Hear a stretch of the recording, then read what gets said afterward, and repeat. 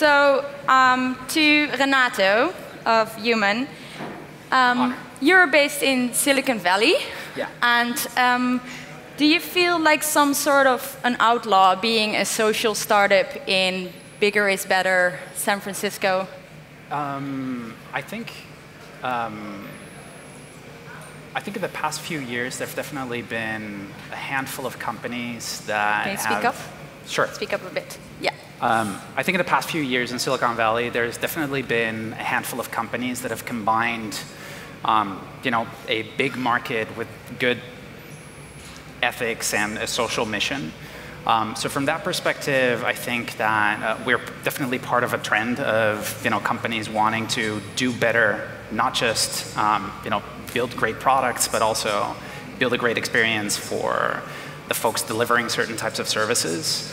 But yeah, it's like from the amount of consumer products that are being developed in Silicon Valley, from photo sharing apps to the new scooter craze that is going, it definitely feels good to be able to work on a company that truly delivers a lot of impact on people's day-to-day lives. Yeah. So being a bit of an outlaw is actually also a good thing. Yeah, it's you good. Start a revolution there.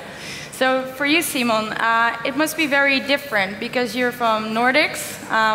Healthcare system is way better developed there.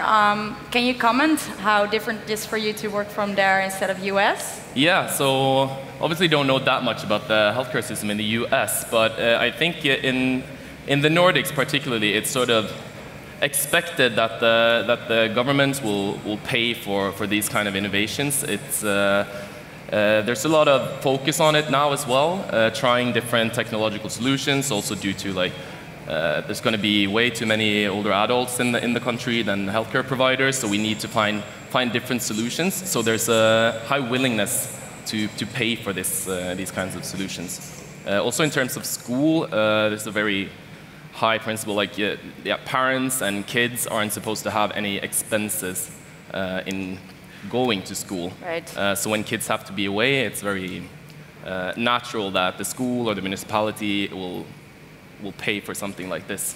Okay, well, that's great to hear. Renato, the general idea of this generation is that faster technology is better. But that's not entirely true for seniors, as we also just saw in your keynotes. Is it hard to design for this group? I think it's like when you're a designer, you're supposed to be able to empathize with folks and dive deep into their experiences. So I don't necessarily think it's that much harder than designing for anybody else. I think it's one of the biggest misconceptions that people have about becoming older, for example, is that once you turn 65, all of a sudden you start walking with a cane and have a pocket full of hard candy, and that's it. All of a sudden you're old. The thing is, though, that somebody who's 65 years old is of a completely different generation than somebody who's 90, for example, and has completely different needs when it comes to care, and has a completely different relationship with technology as well. So you can't really treat seniors as one large group. So from that perspective, I think the most important thing is to apply a very decent set of standards. So one of the things that we applied immediately, for example, was just proper accessibility and great legibility in anything typographic, for example, and just make fixed decisions in the beginning of the company in order to make sure that you have a solid base that you can build upon.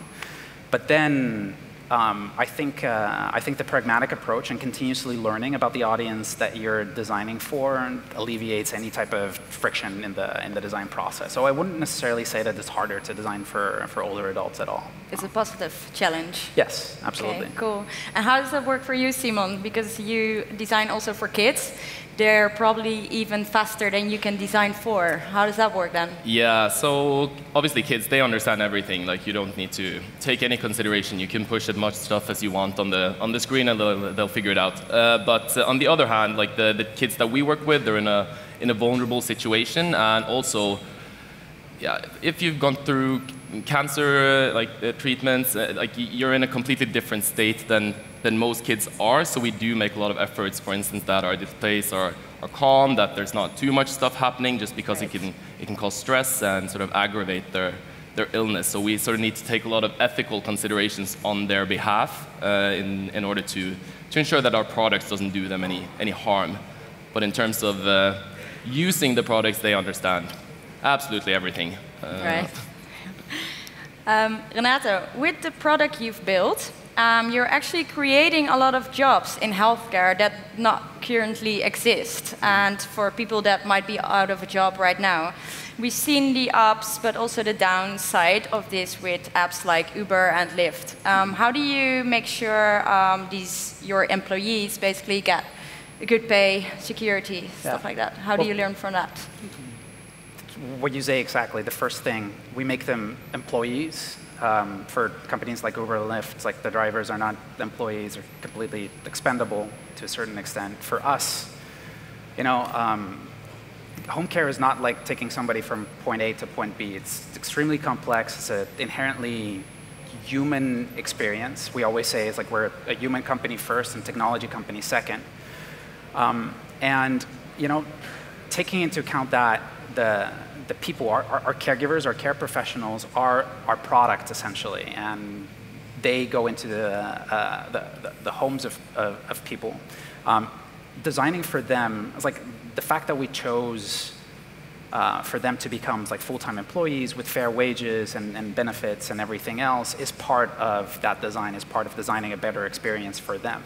And ultimately investing in that from the HR perspective, but then also from the product development perspective and designing like apps that actually help them do their job better, is something that, you know, makes them feel valued and respected and will lead to a better customer experience ultimately, because our caregivers are happy, they love what they are doing, and they love working for Honor, and that shows. You know, once they go into the homes of our older customers, you know, they receive a better experience simply because our caregivers are treated fairly.